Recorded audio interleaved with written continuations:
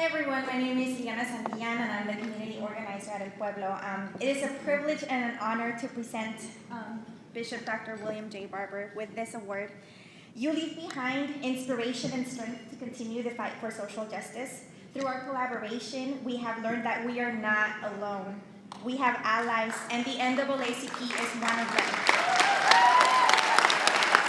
We are in this together, and it fills me with pride that we are together and we have stood side by side in the struggle, and we stand for justice for all, and we stand together. The fight is not over. This is just the beginning, and now more than ever, we stand together. When the whole DACA thing happened, many people were just thinking about the whatever number of undocumented DACA recipients is in the nation. But Dr. Barber thought about the 11 million undocumented people, not just the DACA students, but their parents.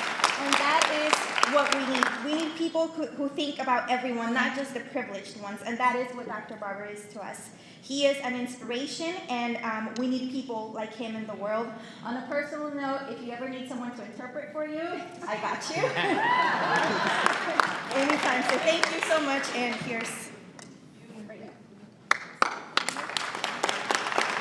Bishop Dr. William J. Barber II, thank you for standing in solidarity with the immigrant community. Adelante juntos, ni un paso atrás. Forward together. One step.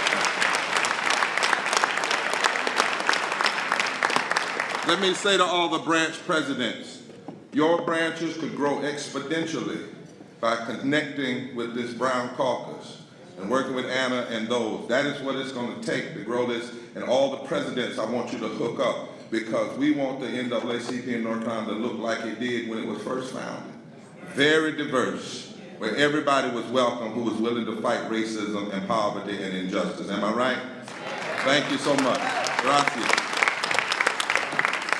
All right. Who wakes up in the morning to hear a man come on News One and tell it like it is? Who knows the brother from Texas? Comes on News One, and he isn't afraid to challenge anybody, anywhere, and to call on folk to tell the truth. Who knows that brother RolandS.Martin? Who loves that brother RolandS.Martin? Who wants that brother RolandS.Martin to keep telling it and keep showing the news? Who is glad that RolandS.Martin is not fake news, but faithful news? Would you stand to your feet and welcome one of the nation's most premier spokesperson and journalists in this country and around the world, none other than our brother RolandS.Martin.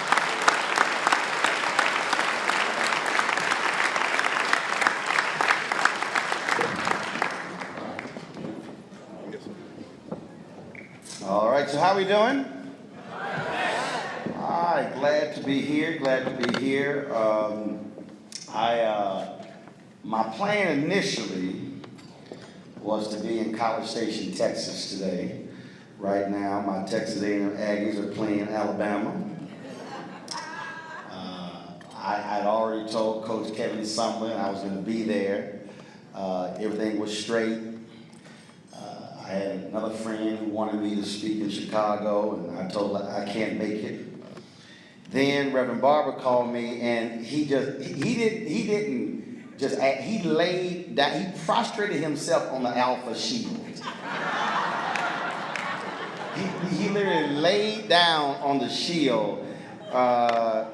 He's like, brother. And he always starts off when he called me saying, brother. But then he's like, brother. I'm like, he asking for something. And he says, my last Freedom Fund dinners, state president, I need you to be there, brother. And I'm like, if he say brother one more time. And so I told him, I said, well, let me think about it. I got to call my coach because Coach Sumlin, they want to run the brother out. And so I told him, I said, I got your back. And so now I'm stuck between two brothers. Hold on. And then Reverend Bob was like, well, see, I'm an alpha. So I told you, he was he was laying down, leaning on the shield. And I said, okay, I'll be there. So I'm glad to be here. I thought I was going to see him Wednesday night. I was in Atlanta. Reverend Dr. Joseph Lowry celebrated his 96th birthday. And Delta just lost all of Reverend Dr. Barber's stuff. And I'm sitting there, they honored Angela Rye and Will Packer and Reverend Barber. And then they made this sound ominous, like, well, he was supposed to be here, but something happened. I was like, well, I texted him, like, you okay? He's like, yeah, he lost all my stuff. All I got is just some tennis shoes on. And he said, I can't wear that. I said, Jesus had sandals. He said, yeah, true that. So but I'm glad to see him there. Glad to see all of you. Was it last year when I stopped through? I was speaking at Shaw. I was speaking at Shaw University for their convocation, and he's like, just stop on by. Anytime black people just tell you just stop on by, something is up. Something up. It's so good. So glad to see all of you here in Raleigh. I am a huge football fan. So just so y'all know, they got the game on my iPad right there. So don't think I was not going to be watching the game. I was live tweeting as well. And so then I'm also live streaming the speech because a lot of my followers want to hear what we got to say. And so glad to see all of you here. So let's get right to the task at hand. I don't write speeches. I wrote a speech one time. I didn't read from that speech, and I was rather upset that I wasted all that time writing that speech. And I've always allowed God to be God, to do what he does. And it was literally a couple of days ago when it hit me as it relates to what I was going to talk about. And anytime anyone speaks in Bible Belt, especially around this many folk who believe in Jesus, you might as well tag your text. Just in case folk don't remember what you talked about, at least they can remember the title of what you talked about. So somebody asks and say, well, he talked about this. And what hit me was the thesis, it's harvest time. It's harvest time.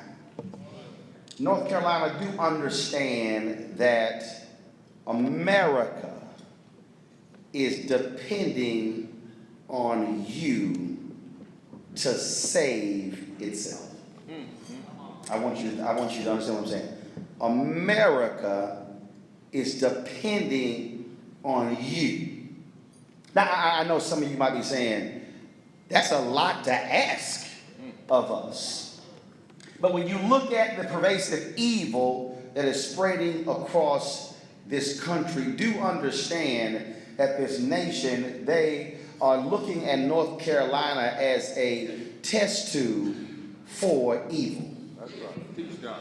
Yes, sir. I have been saying for the last several years that North Carolina is the 21st century Alabama.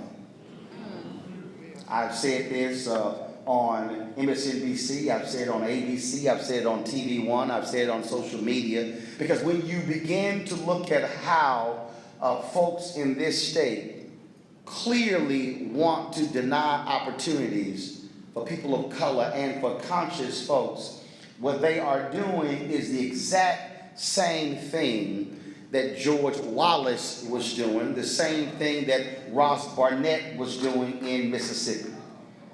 See, for a lot of us, we have become so accustomed to our middle class status that we go to carpeted churches, we drive nice cars, we see no need for public transportation, and what happens is we are so delusional in our present state that we don't want to fully understand what life used to be like. And in fact, as someone who is a post-civil rights movement baby, born November 14th, 1968. What has happened is we even have a generation of folks who said they don't want their children or their children's children to be aware of what they all had to endure because they don't want them to suffer through that pain, which makes no sense to me, because if you don't understand the pain of which you got here, then you won't be able to understand what reality is like.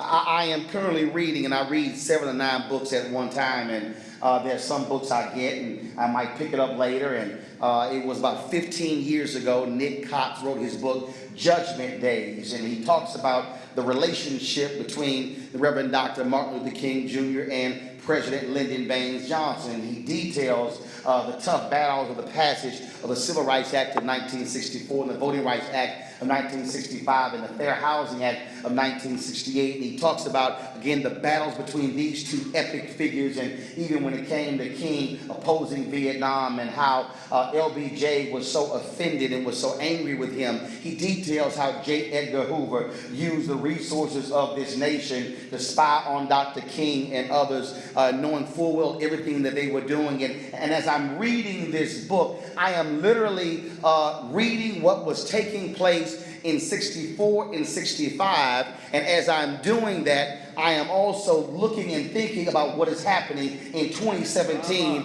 and it literally is a mirror. Yes, sir. Yes, sir. It literally is a mirror.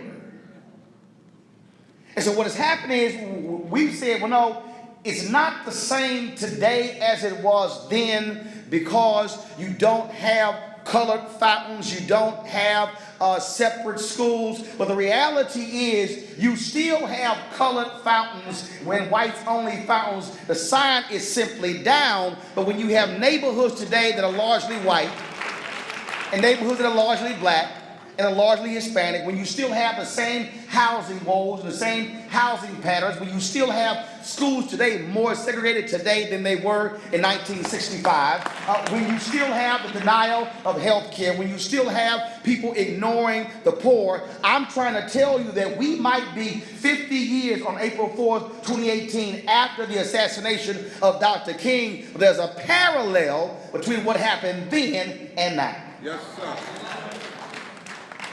History will inform you about the present because you can't ignore what happened in the past.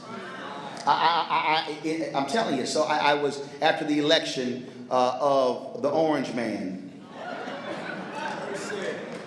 after the election, I was at a panel in Washington, D.C., and it was an analysis of the election, and you had about 150 or so folks in the room, and you probably had about 4 or 5 black people, and you had about 6 or 7 Latinos in the room, and everybody else was white. And so folks on the panel, they begin to say, we've never ever in our history, we've never ever seen anything like this. And I'm sitting there and I'm going, the hell are y'all talking about? I mean, I was, trust me, it was about 7 people on the panel, and I really felt I was operating on a whole different planet than the rest of the folk. So when he said that, it got to me, and I said, let me ask y'all a question. I said, how many of you in this room are familiar with the period called Reconstruction? That's right. No lie, no lie. About 5 hands went up. I'm out. I said, wow, y'all supposed to be the smart white people. And they all looked. I said, the fact that you aren't aware of Reconstruction tells me why you would agree with his analysis that we've never seen this before. Because the reality is the history of America has shown us that every time you have had black progress in America, it has always been followed by vicious white backlash. That's not me creating history or recreating. That's not his story. That's actual history. But when you look at that 12-year period of Reconstruction, and then you see this compromise that exists between Hayes and Tilden, and here's what's amazing about the Great Compromise of 1877. It was never written down. That's right. Here you had a compromise, a deal that was cut in a back room between Republicans and Democrats that was never written down, was never voted on, and to this day they really can't say exactly what it was. But what we do know is that that compromise is what led to Jim Crow. Yes, sir. And so here you had this 12-year period, 13th, 14th, 15th Amendment, and you had Reconstruction, the greatest period for African Americans in history. When you had this period where you had black folks who in legislatures who were going to opening schools, you had economic advancements, you had of course Freedmen's Bank, the Freedmen's Bureau, all of these things were happening in the 12-year period, but because of a political decision where Republicans wanted to maintain the White House, and Southern Democrats wanted to kick them out of the state houses, they cut a deal. Well, why am I saying that? Because people of conscience don't get caught up in somebody's party, because parties will cut deals that will screw you in the end. See, I love it when people come on my show and they say, Roland, you're liberal. I say, no, I'm not. And then they say, well, you're conservative? No. Well, you're a Democrat? No. Are you a Republican? No. I say, I give everybody hell. See, I have a very simple philosophy. If you do good, I will talk about you. If you do bad, I will talk about you. At the end of the day, I will talk about you. And so when you look at that period, and then you begin to see what took place, and really it was a bad deal because all the Republicans got was the White House. Some of the Democrats got everything else in that deal. So you had nearly 100 years of Reconstruction. So then you go through this 13-year period of the Black Freedom Movement. Emmett Till killed August 28, 1955. And of course, Montgomery, December 1st, 1955. That goes 381 days. And you have the Albany movement. You have the Nashville movement. Then you have what took place in Selma and Birmingham. Then, of course, you had the 4 students of North Carolina A&T. Then, of course, you had folks like Dr. Ron Walters, who led a lunch county sit-in in Wichita, Kansas, before those students did North Carolina A&T. You know, all of these things happened. But what happened after that 13-year period? White backlash. Go look at the poll numbers. In fact, it was only a few months after the passage of the Voting Rights Act where America, large white America, said, okay, that's enough. Y'all have gotten enough. No. Literally, LBJ's approval numbers dropped below 50% for the first time of his presidency because America said, look, we done gave y'all a couple of laws. It's all good. Now this stuff is happening too fast. Now they forgot 244 years from August 1619 to the Emancipation Proclamation. That was 244 years. And you had almost 100 years of Jim Crow, but 2-3 years went by, they said, okay, that's just way too much happening at one time. And it's like, well, it's only been just a couple of years. Yes, sir. Yes, sir. So then you had Boston, busing, desegregation. You had white flight. All those things happened post-1968. Black success followed by white backlash. Then, of course, 2008 comes. Matter of fact, I'm going to come back to 2008. You even go back to the success after busing. Then, of course, you have Hatcher in Indiana, Gary, Indiana, Stokes in Cleveland. You have Coleman Young in Detroit, Berry in Washington, D.C., Maynard Jackson in Atlanta, African Americans now becoming mayors, tremendous success in the early 70s. What happens in 1980? Ronald Reagan. That's right. Teach that. Teach that. Maynard was elected in 1974, Hatcher and Stokes. So you had about 8 or 10 years of black progress. You had your first wave of African Americans in corporate America around 1971, 72. That happened in the 1970s. Then Reagan comes in 1980. 8 years of Reagan, 4 years of George H.W. Bush. Now you have 12 years. Now all of a sudden you're trying to come out of that. And then, of course, you get Clinton. We begin to look at housing rates, housing ownership. You look at economic and jobs for African Americans. All of a sudden on the rise, median income rises, median wealth rises. Then all of a sudden, crash in 2007. Again, black progress, white backlash. If you actually go back and look at Thomas Edsel's column shortly after this year's election, he talked about what happened in 1984 with the re-election of Ronald Reagan when they went to Macomb County, Michigan, the same Macomb County, Michigan that in 2016 flipped from Obama to Trump, and they did various focus groups. They began to ask the folks there, why did they all vote, why did they flip and voted for Reagan? And the poll numbers showed in the focus group, they said the Democratic Party had been doing too much for black people. Sounds mighty familiar to what took place in 1960.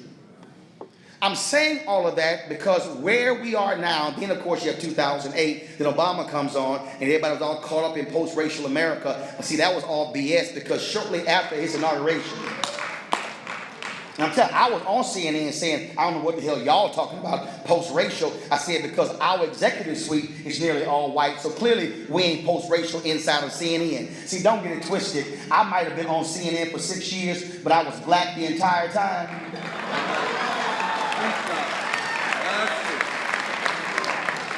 There's a reason they didn't give me a show. Because I didn't check my blackness at the door. See, I have a very simple philosophy. That is, I start every job with the premise, I'm going to get fired anyway.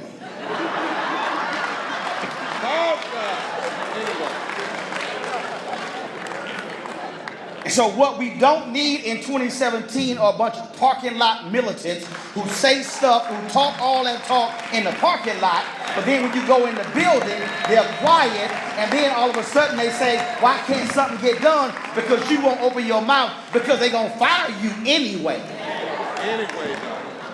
So I'd rather get fired and sit at home. How you feel? I feel good because I gave them hell every damn day I was there.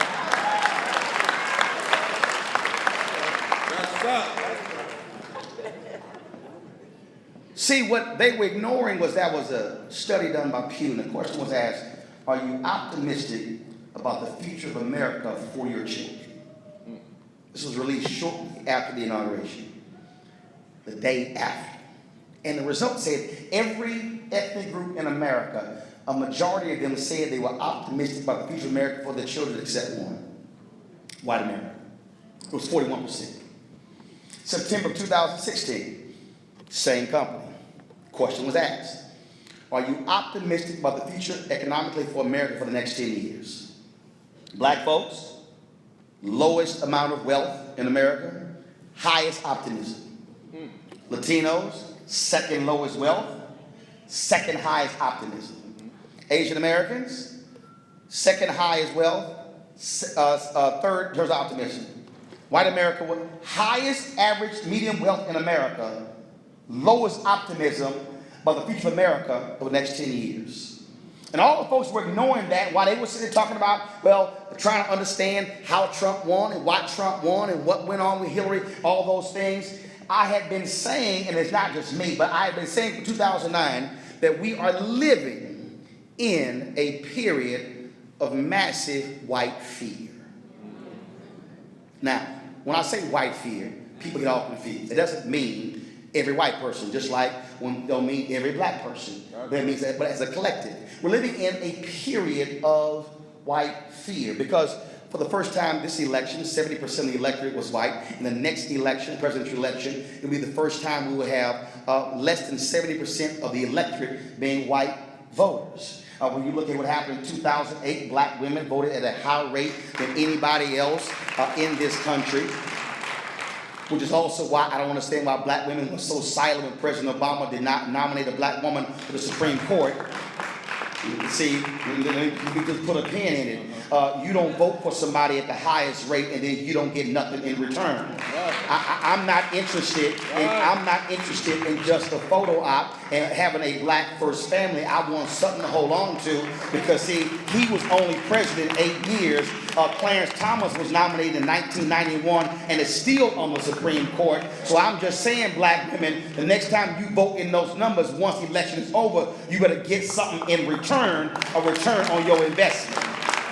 And see, some of y'all don't want to clap on that because see, too many of us, we got so much love and affection for President Barack Obama. But let me be clear, he is the first black president, but was also the 44th president. You better learn to ask for some stuff of every president and not just because they're black. So y'all can take that one home if you want to. Yes, sir. And so what we witnessed was we witnessed a change in the election in 2008, and all of a sudden some folks said, oh no, this ain't gonna happen. 2010 midterm elections, all of a sudden legislatures flip, voter ID, massive voter suppression, all across this country. Nothing to do with the voter fraud. No. It was fear because 30, 35 years ago we were told we will become majority minority country. Everybody said, man, that thing's so far away, I will be dead. Well, 3 things happened. 4 things happened. White folks stopped having babies. Black folks kept having babies. Latinos kept having babies. Those 3 things happened. And then racism, this is the only time you will ever hear me thank racism for what they did. Black people, here's the reason why black people are not as addicted to opioids. Because this is fact, you can Google all you want to. This ain't fake news, alternative facts, Kellyanne Conway. White doctors would not prescribe opioids to black folks because they thought we were coming to get high. No, that's fact. That's fact. They told us to take Tylenol, Advil, and Aleve. They were prescribing opioids to white folks. White folks got addicted. They dropping dead left and right. So I would say this to Jim Crow's children and grandchildren. Thank you very much for not prescribing us opioids. To the degree, y'all, that's just fact. Y'all gonna get home, gonna Google it, y'all gonna say, he was not lying. So all of a sudden, what was 2060 became 2057 and 55, then 51. Now, by 2044, no one group will be a majority in this country. Folks, we are playing the wrong game. We are thinking that our focus should be on 2018 and 2020. No, we are in the midst of a 30-year battle. That's it. That's it. Now, I need you to hear me. Teach us here. This is a 30-year battle. This changes in 2044. It was 2 years ago, for the first time in American history, 51% of all children in public schools were black and brown. You are now seeing in 5 years, according to Time magazine, the white death rate will be higher than the white birth rate in several states. You are seeing it literally change. I was emceeing an event during Ad Week, and a white guy stood up and he said, I was driving and there was a bus that came by, and there was an ad that was on the side of the bus, and it was in Spanish, and I first thought, is that drink for me? And I said, welcome to our world. For the first time, he saw an ad that featured somebody who didn't look like him, that wasn't in his language. And he said, is that for me? I said, now you know how black folks have been feeling for 398 years. America is changing, and there are people who cannot handle the changing America. And see, here's the problem. See, we have allowed ourselves to get caught up in these silly, childish debates of racist, not racist. So then it's no longer about the issue. It's then a debate about whether somebody is racist or not racist. See, that's why somebody told me, Roland, why won't you call Trump a white supremacist? Because see, I'm not going to get caught up in the fight of white supremacists or not white supremacists. All I'm going to say is, let's talk about what you've done. If you're going to sit here and pull out the Baltimore consent decree and the Chicago consent decree, if you're investigating Harvard for affirmative action, if you are doing the criminal justice reforms, you're adding private prisons. See, I'm examining what you're doing, and then if I look at what you're doing, it's going to be easy for somebody to say, well, that sounds mighty damn racist to me. Thank you very much. See, I'm not going to get caught up in the name battle, and that's what we've done. We've chased it down the rabbit hole. And see, I'm in the business of words. Yes, sir. I debate folks on television. And when they go there, I say, stop. I ain't following you down that rabbit hole. We talking about this subject, not that subject. See, that's the game being played. So what is happening is we are watching people who are fearful of what's going on. It's the exact same thing happened after the passage of the Civil Rights Act. Folks said, that's not right, they got beat with Bloody Sunday. We got to give them the right to vote. Then it became, oh, they want power too? Yeah, that's kind of what goes with it. LBJ literally said that we got to figure out how do we provide opportunities to black folks who've been denied, but then take nothing away from white America at the same time. Well, this really not hard. If I got finite power and you always had it and now I want it, that means you're going to have to lose something you got. You can't go from 100% to 138%.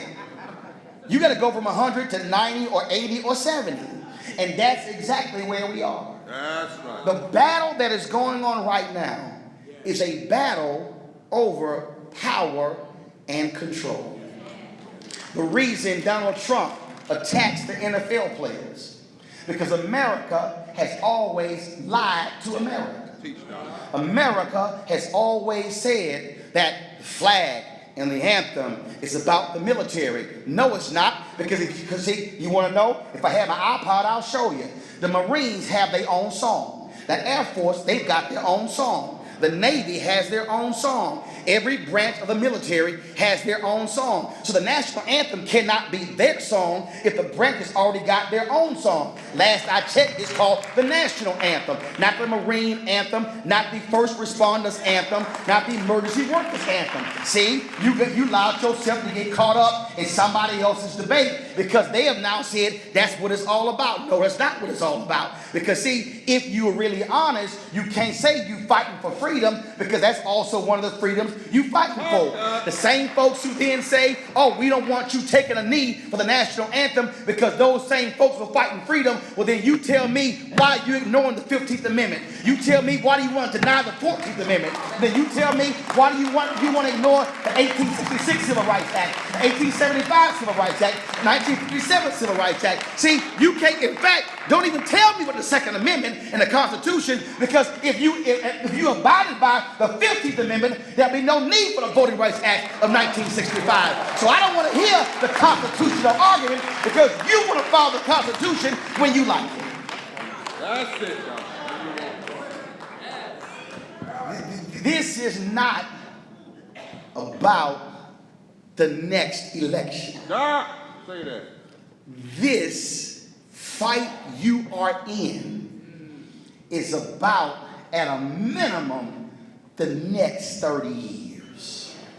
Teach us here. Teach us here. We as a nation have been unwilling to confront our history, and we have run from it for 398 years. At this point, 50 years ago, Dr. King was marching towards his death. He wrote a book called Chaos or Community, Where Do We Go From Here? It is a book that every single one of you should have on your shelf. In that book, first of all, it was his worst selling book of his life. Yes, sir. Nobody wanted to hear it. But he wrote in that book, he said that it was easy for America to allow us to go to an amusement park. It was easy for them to allow us to go to a hotel. It didn't cost America to allow us to go to a school. He said, but the question now is, will America write this massive check to right the economic wrongs that it has placed upon black folks since 1619? But then in the book, he also said this here. He said, the greatest problem for us will not be the KKK. The greatest problem for us will not be segregationists. He said, the greatest problem for black folks will be the moderate white who says, okay, I was with y'all, but I think you've gotten enough. That wasn't me. That's what he wrote. See, part of the problem here is that we have allowed ourselves to get consumed with the MOK as a bobblehead. MOK has become an American mascot. We parade out, we play with it, we tap it on his head, we say this is great. We don't want to acknowledge that he was a radical revolutionary and was not just some quiet force. Where we are now, folks, is we are literally engaging in a war. And you might be saying, well, but you're using this language of war. Well, yes, because America only understands war. My. See, let me. Congress refused to pass the Fair Housing Act in 1966. They refused to pass it in 1967. After they broke a filibuster in early 1968, it was stalled in the House. My God. Then on April 4th, 1968, Dr. King was killed. LBJ then sent a letter saying, we need to honor Dr. King's life and legacy and pass this Fair Housing Act, and it was passed almost a week later. It took Dr. King being killed for America to pass the Fair Housing Act of 1968. Go back to 1965. You had, of course, Jimmy Lee Jackson being shot and killed by the troopers there in Alabama. Then Bloody Sunday took place. And it wasn't until they were beaten on Bloody Sunday when the very people who were saying to LBJ, don't you dare push the voting rights thing, demanded that he actually do so. And it was 8 days after Bloody Sunday when he went before Congress to say it's time to pass this. Then America responded. It took black folks getting beaten and killed for America to say, we've got to do something. All you got to do is go back and check your history. The Civil Rights Act in 64 wasn't passed because folks were nice. It took race riots for folks to say, we've got to do something about this. You can look at American history. Every time America has responded in an affirmative way to civil rights, it took the bloodshed of somebody to force America to act. So I'm using war language because America only seems to understand war language when you talk about fighting. This battle, this war that we are in is going to require not just generals, but it's going to need troops. Yes, sir. Yes, See, part of the problem here is that we've always had lots of generals, but we have not had enough troops. We honor MLK, but he was a general, but when he accepted the Nobel Peace Prize, he did so on behalf of the entire movement because he knew a general can't have any great plan executed unless he's got some troops. You can't talk about MLK, but you ignore Ella Baker. You can't talk about Ella Baker if you ignore Fannie Lou Hamer. You can't talk about Fannie Lou Hamer if you ignore Hosea Williams. You can't talk about regular, ordinary people who worked, who cleaned beds, who worked in houses, who cooked food, but who decided enough was enough. Those were the troops who made it possible. And so what we have to do today is recognize we got to have troops in this war because it literally is a war of good versus evil.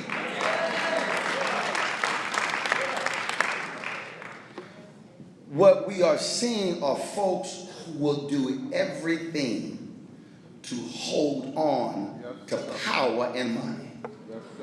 And if you need to understand power and money, if you've ever been to the nation's capital and you've gone by the White House, do realize that there's only one agency that shares a lawn with the White House. You could literally walk out the side of this building and 100 steps you will be in the East Wing. Treasury.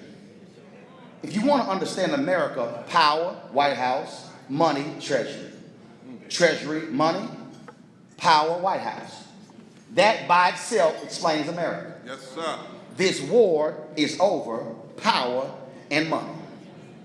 The battles you are fighting in North Carolina when it comes to your court system, that's power. That's power. The battles you're fighting when it comes to voter suppression, that's money and power. The battles you're fighting when it comes to the funding of HBCUs, that's money and power. The battles that you're fighting on every single front boils down to money and power because you have a group of people who see what is happening and they see what is coming and they are trying to stop this force as quickly as they can to hold on to power as long as they can. And what it requires is us to stop somehow thinking this is about the next 1 or 2 years and to realize that for the first time, this is where we have to break America and actually put it back together, because really there's been no other group in the history of America that has believed more in the American ideal of what was on a sheet of paper, which is amazing because for so many years we weren't even allowed to read. And so when we were allowed to read, we said, but y'all said this. Y'all said all men are created equal. Y'all said the Bill of Rights. Y'all said, but that's what you said. See, black folks have always held up the document and said, but you said this. Said it. This is a war, which requires us to behave like it's a war. And to behave like it's a war means it ain't going to be over in 6 months. That's it, Doctor. It's not going to be over in a year. When we go to Memphis on April 4th, 2018, we will be standing next to black sanitation workers who are still working today, who MLK was fighting for when he was killed 50 years ago. That's it.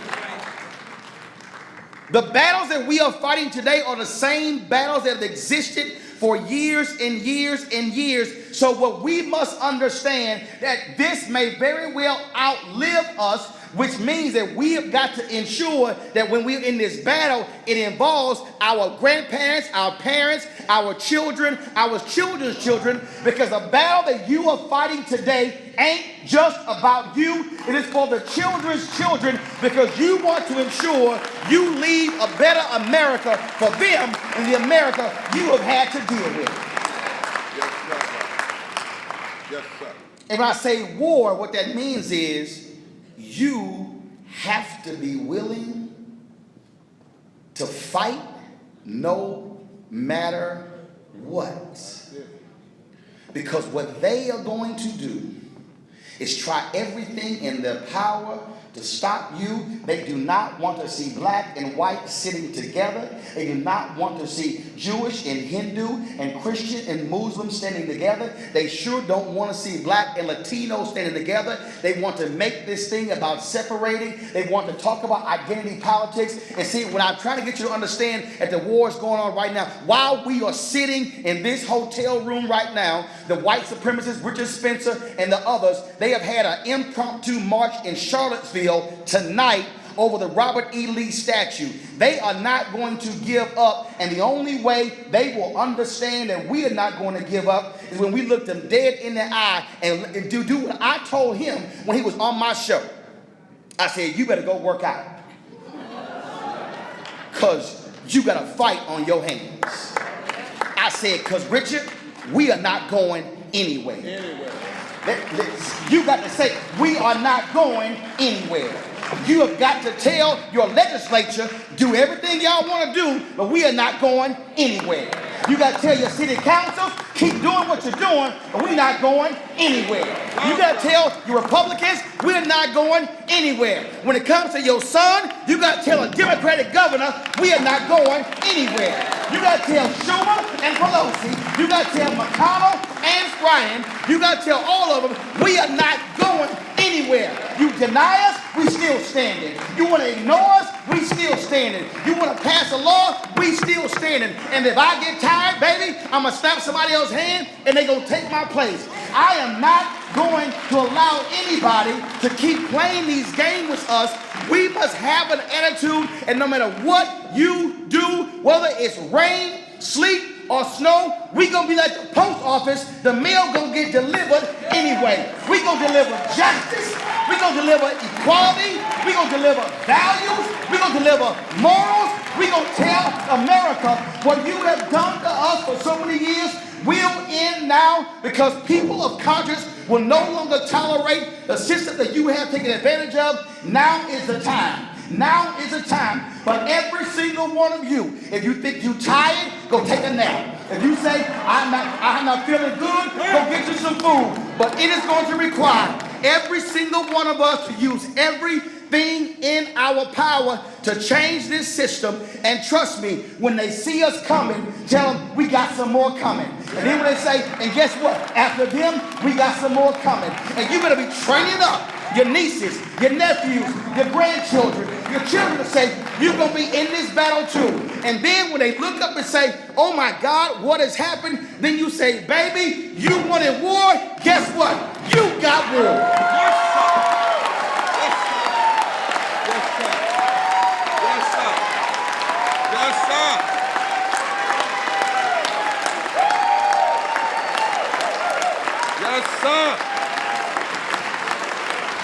Don't sit down, turn to the neighbor and say, we aren't going anywhere. We're not going anywhere.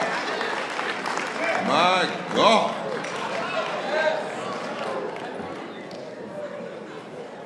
Network, commentator, prophet. Yes, God. And I love that because Dr. King talked about battles. The battle, the war. He said we have to have an eternal discontent with injustice.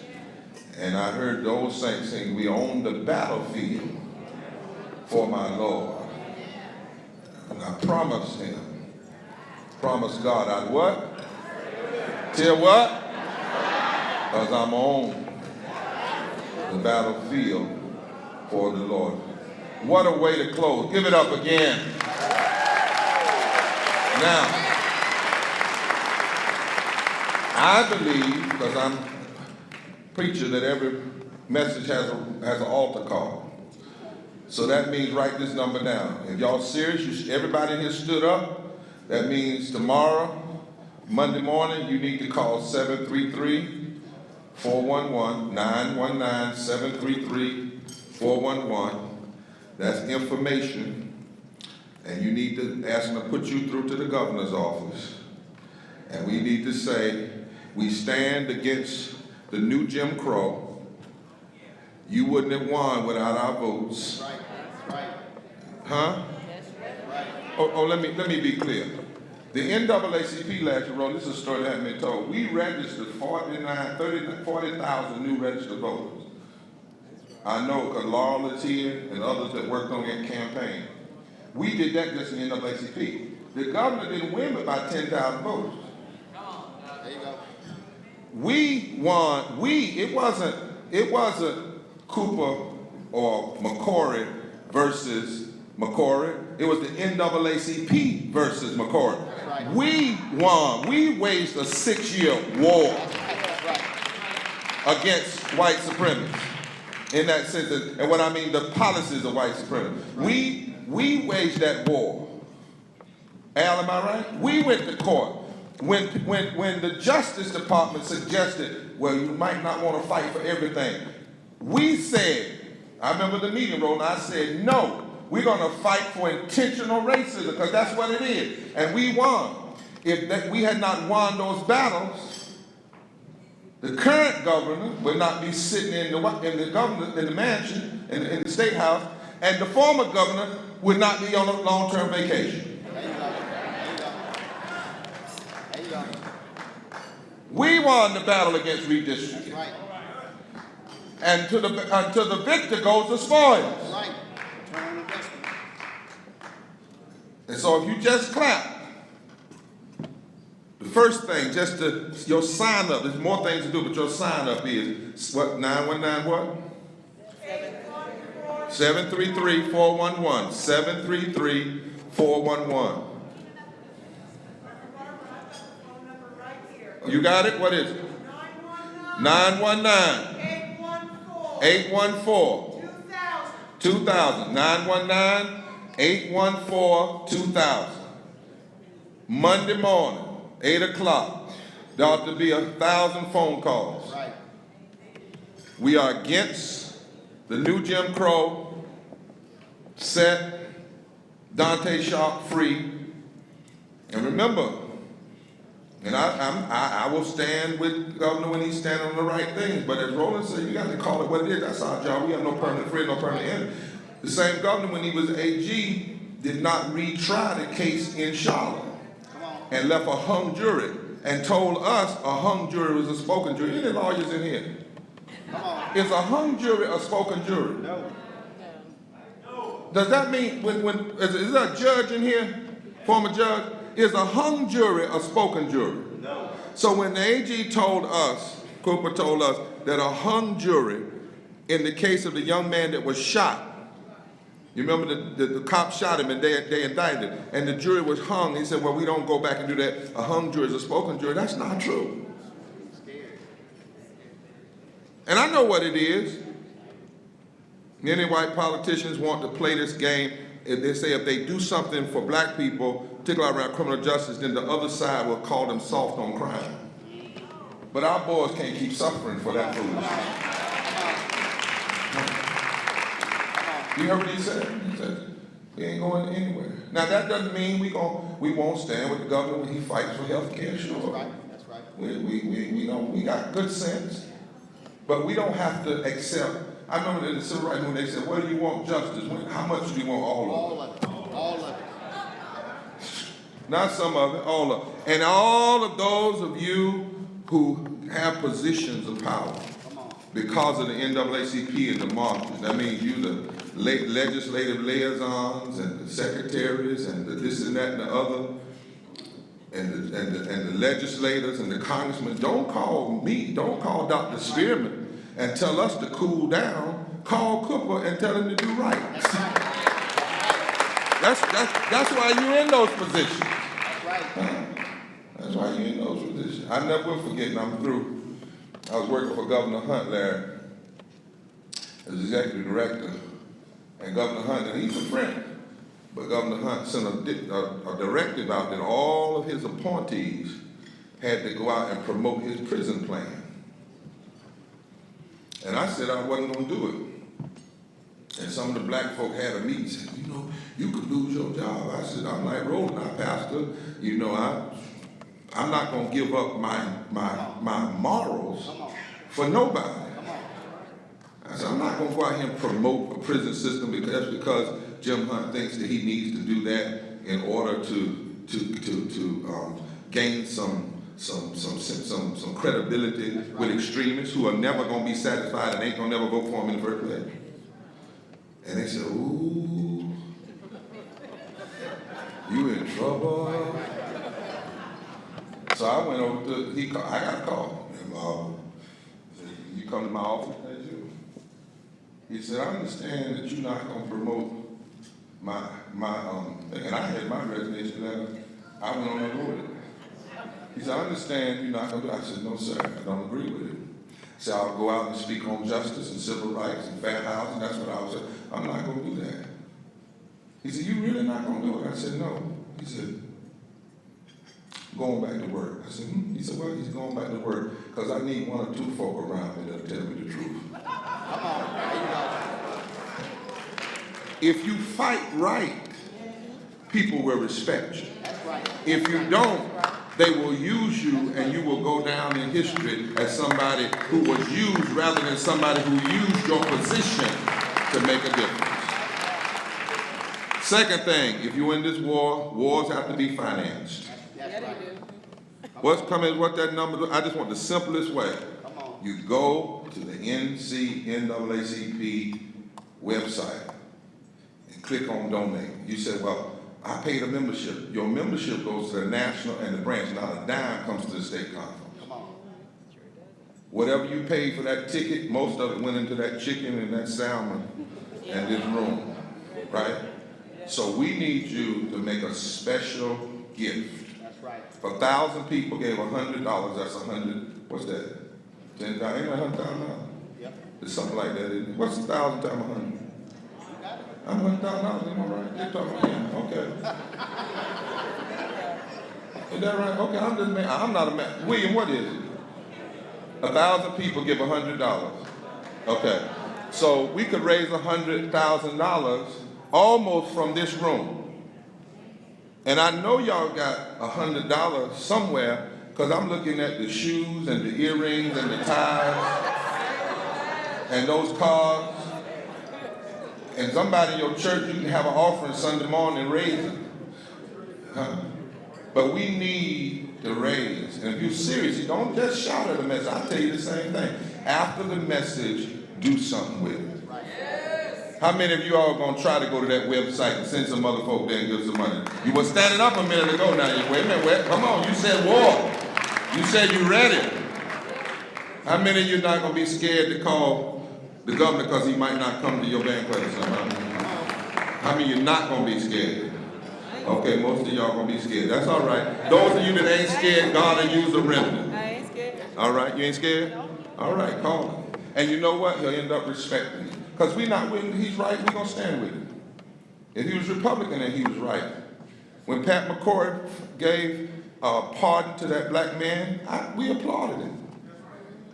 It had nothing to do with being Republican, he did the right thing. You know, a broke clock is right twice a day.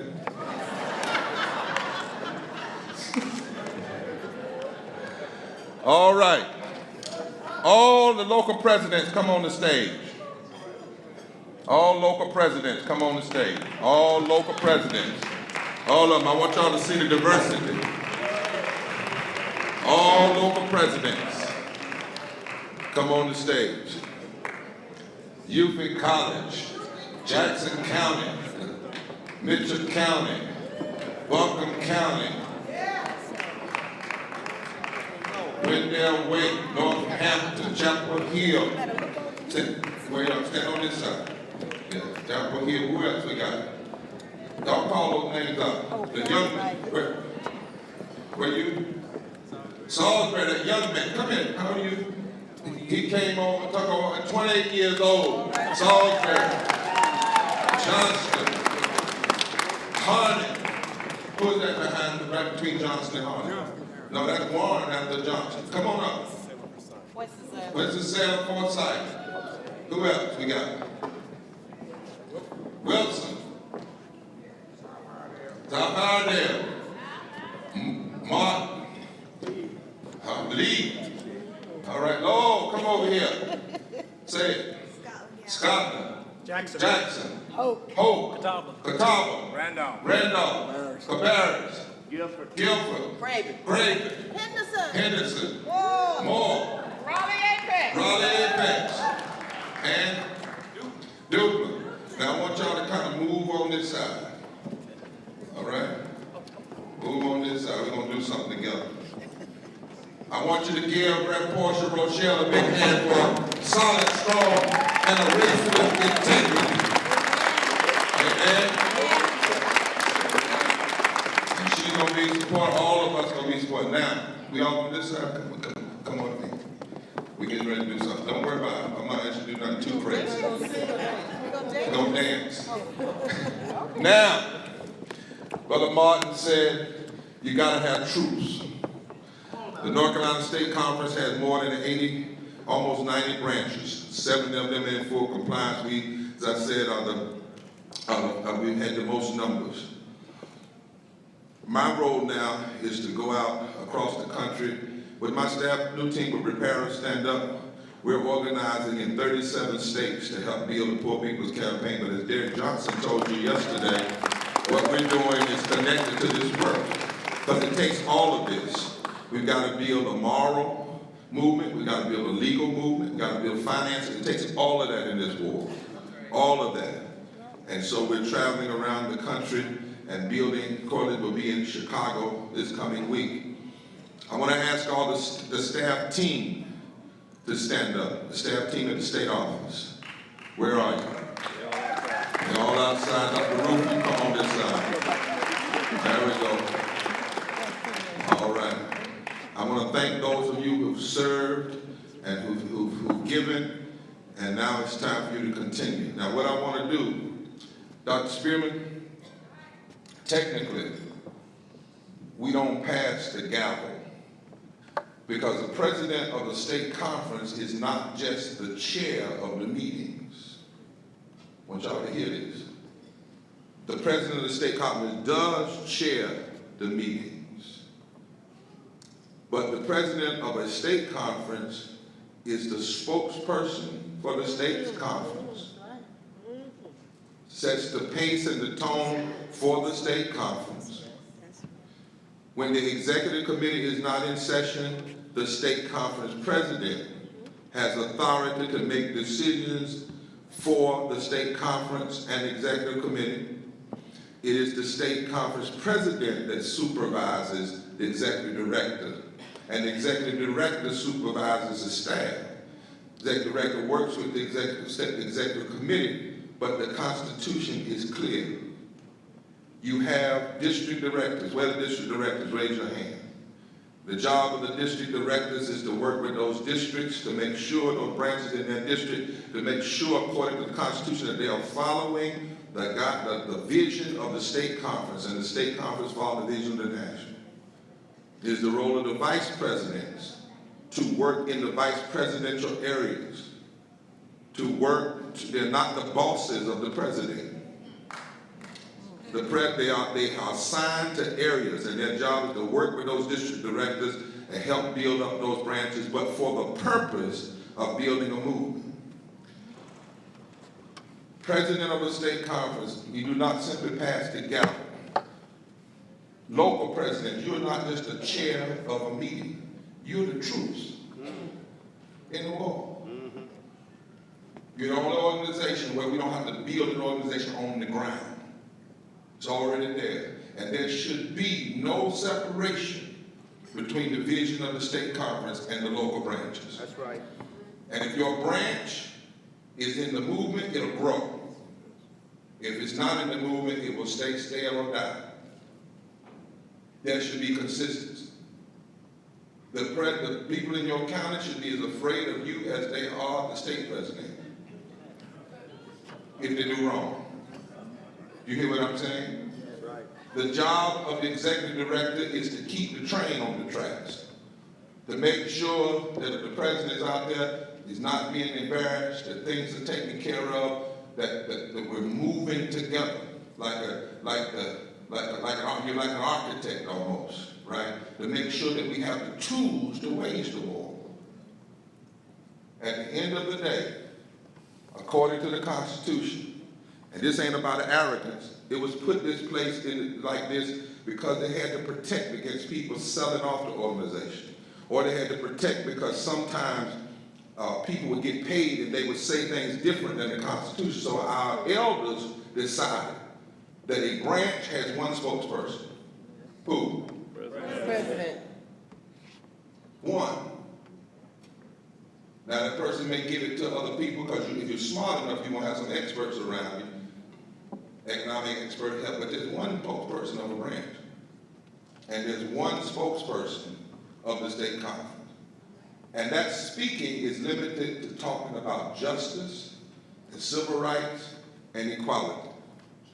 And you are required by Constitution to make sure the public knows about injustice. You don't get on TV just to be doing it. You get onto it so you can give signals to the troops that a war is afoot. Dr. Spearman, rather tonight than handing you a gavel, I pass you this microphone. But I want to do it this way. I want to take it all the way back to Carolyn McCool, to the president, and have her pass it all the way up through every president. And don't get on a meet with him and say, Barbara didn't tell you the truth. I know the Constitution. Pass it forward. Because this is no time for foolishness. We're in a 30-year war, a 30-year battle. You heard it tonight. We're in the middle of the struggle for a third Reconstruction. That's right. And all we have time to do is to undergird and support. The election is over. That's right. The battle is on. That's right. By touching this, you jump into that. By Constitution, there is, and that doesn't mean the person is an egotist because they're the leader, because if they were egotists, they would elect themselves or cheat. But the votes were up by the people. And by the people, this microphone and the authority to be the spokesman of the North Carolina State Conference of Branches tonight passes from William Barber to Reverend Dr. T. Anthony Stewart.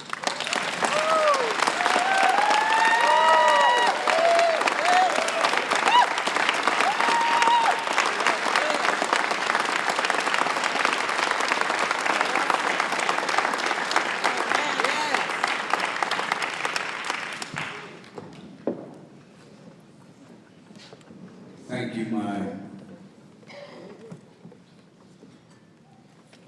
predecessor, my friend and my mentor,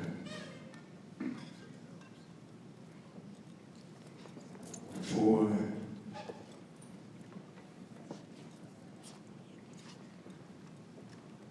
making it very clear and plain what the heavy responsibility is of the State Conference of Branches president. Thank you to you, the presidents, for the passing of the mic.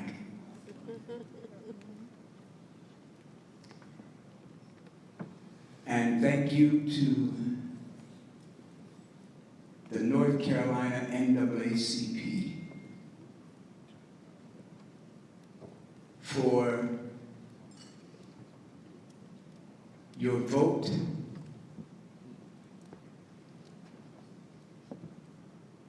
your overwhelming support of me to serve as your State Conference of Branches president. And I want to ask the Reverend Dr. Portia Rochelle to step forward and stand next to me.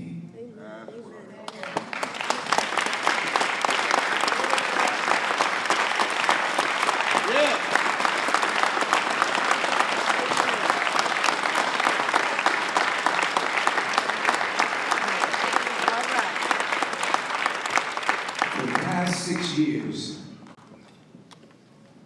I have been the vice president of the area which includes the Raleigh Apex branch. So I have been in a supervisory role for Dr. Rochelle.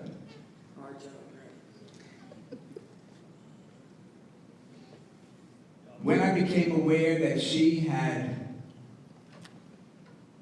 cast her hat for candidacy of president,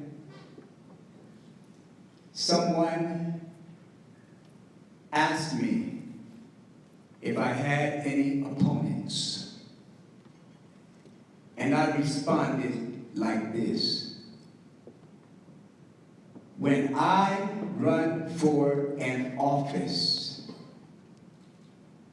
I do not run against people.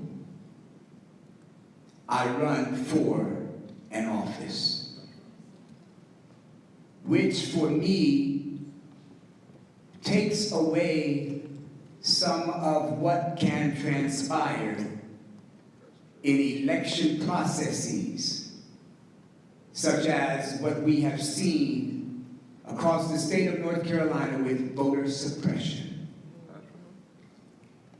Today, while we were in line casting our votes, I turned to Dr. Rochelle, kissed her, hugged her, and wished her well. And she turned to me and said, "Doc, we ran a clean campaign." That's what I'm talking about. I turned to her and I said, "Yes, we did." But I have to go on and say, there were some of us who are in here tonight that did their best to divide us and cause a whole lot of hatred to permeate the North Carolina NAACP. And I'm here to tell you all that I will not stand for that on my watch.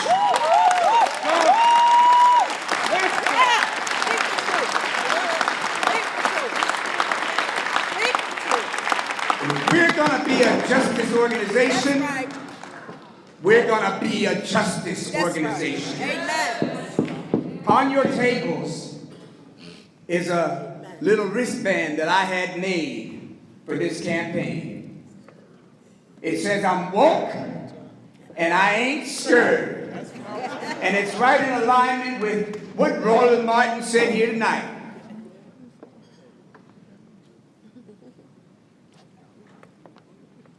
We've got work to do. Amen. And it's time to roll up our sleeves and do the work, fighting the real adversary and enemy. And the enemy ought not to be in here. Amen. You know who you are. That's right. And I want you to know that I know who you are too.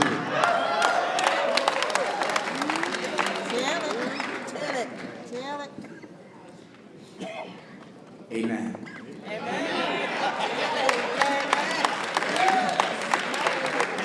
Thank you all. Thank you. Thank you, Doc. I have some brothers in the house tonight that came and they wanted to make a presentation. The Alphas had their time. Alf was your daddy. Tell him again, Mark. So the dogs are in there. And now, The real men is in the house. my grand bosses Nice little youth group. is here. All right. Little youth group. First of all, Brother Spearman, we want to say congratulations, and we want you to know that Omega's behind you. As I said before in past banquets, we know that the fight takes blood, sweat, and tears, but we also know it takes money. That's right. So I want to turn the mic over to my grand bosses, the 40th grand bosses of Omega Psi Phi fraternity, the greatest fraternity in the world. Don't overstep your bounds. That's all right. Overstep your bounds. That's all right. I got 3 more hours. That's all right. I'm Tony Knox, 40th Grand Boss of Omega Psi Phi fraternity. And in Omega, we say that we are one. We're all in this together.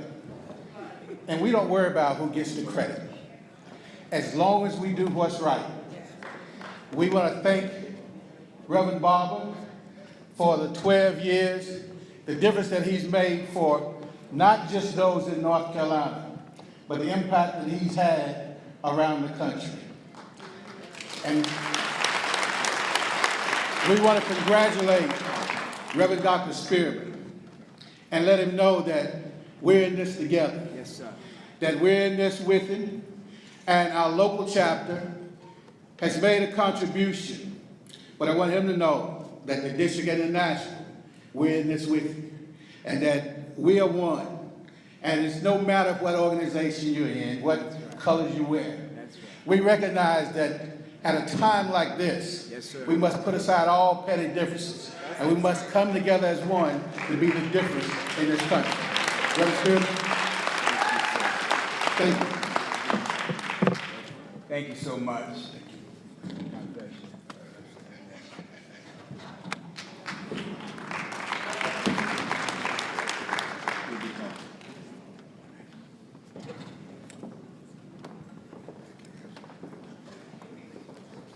I don't know, receiving all this money, I don't know. There's some more coming. Some more coming. Now, Amen. I want to, before I go any further, I want to call Sister Anna Blackburn to the podium. She has an announcement that is very, very important. One of the tasks that, as a two liaison, was put upon me was to bridge the Black and brown community. So I'm really excited, and along with women in the NAACP have teamed up with Shaw University Divinity School. Shaw University Divinity School has a relationship with the United Nations, and they focus on women's issues.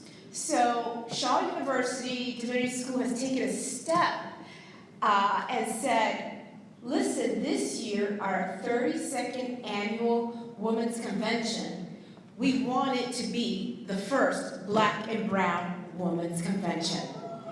This will be held on October 27th and 28th. You can register online. It is open. Please do so right away. Dr. Ruth, can we get that out to the branches? Get that out, get registered, and let me tell you, women, you know we get it done. Yeah, we do. And nobody can get it done better than Black and brown, strong, empowered, moral movement women.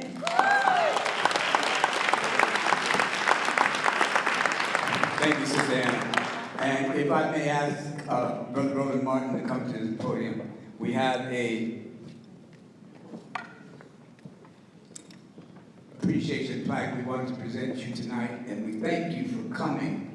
We know your busy schedule, but we know, brother, that you are on the front lines always and ever, and we thank you for all of your mighty words that you continue to speak. Not only prophet, Dr. Barber, but he looks like a priest tonight, an African priest with gold and black. Yeah. I'm not going to go any further with that. Anyway, it says here, forward together, now one step back for justice. We never sound retreat presents Mr. RolandS.Martin, North Carolina NAACP Freedom Fund Speaker, October 7, 2017. An appreciation of your commitment to speaking truth to power and redefining and shaping America's narrative on race, class, and power. The Reverend Dr. William J. Barber, second president of North Carolina NAACP, Valerie Russ, Freedom Fund Chair. Let us all stand and give him a rousing round of applause.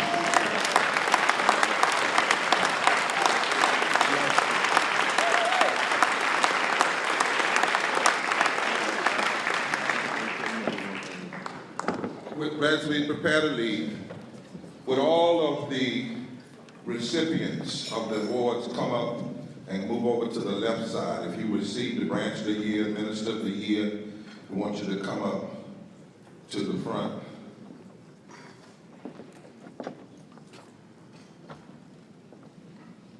I want then to ask all of the committee chairs, they're going to go take it again, the committee chairs that served these 12 years with me that are in the room,